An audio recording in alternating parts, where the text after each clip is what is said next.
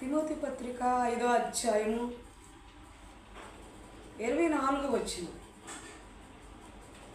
కొందరి పాపములు తేటగా బయలుపడి న్యాయ తీర్పునకు ముందుగా నడుచుచున్నవి, మరి కొందరి పాపములు వారి వెంట వెళుచున్నవి. ఇక్కడ తిమోతి గారు రాస్తున్నారు, ఒకరి పాపములు వారి వెంట వెళుతూ న్యాయ తీర్పు కంటే ముందుగా వెళుతున్నాయి అంట. ఒకరి పాపములేమో వారి వెంట వెళుతున్నాయి. తిమోతి గారు తన అనుభవంతో చెప్తున్నాడు, ఒకరి పాపములు వారి కంటే ముందు వెళుతున్నాయి, న్యాయ తీర్పు కంటే ముందు వెళుతున్నాయి. ప్రతిరోజు నువ్వు మోకరించి కన్నీరు కార్చి ప్రార్థన చేస్తూ, దేవా నేను పాపిని క్షమించాయి అంటే నీ పాపములు ప్రతిరోజు దేవుని యొద్దకు వెళ్ళిపోయి క్షమించబడుతున్నాయి. పాపములు ఒప్పుకున్నవాడు కనికరింపబడతాడు, కనికరాన్ని పొందుకుంటాడు. దాన్ని ఒప్పుకోకుండా కప్పుకున్నవాడు శిక్షకు పాత్రుడవుతాడు.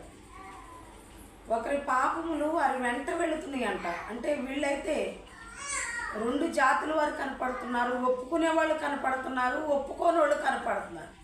క్రైస్తవుల్లోనే రెండు జాతులు కనపడుతున్నాయి.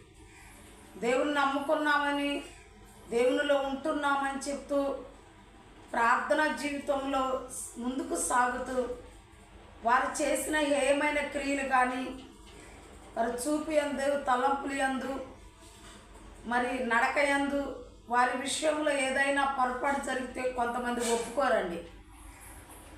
కొంతమంది అయితే ఒప్పుకుంటారు, ఒప్పుకొని విడిచిపెట్టేస్తారు, మానుకుంటారు, ఒప్పుకుంటారు.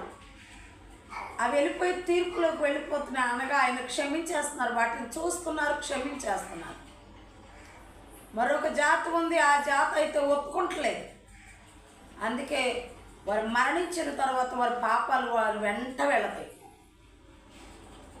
వారు వెంట వెళ్ళినప్పుడు వారి పాపాలు అధికమైపోయి వారి వెంట వెళ్ళినప్పుడు ఆ తీర్పులో వాళ్ళు నిలబడాల్సి వస్తుంది. ఒప్పుకున్న వారు ఇంకా తీర్పు దాకా వెళ్ళవసరలా. ఒప్పుకున్న వారి పాపములు వారు భూమి మీద ఉండగానే, శరీరదారులుగా ఉండగానే ఒప్పేసుకుంటున్నారు, క్షమించబడుతున్నాయి.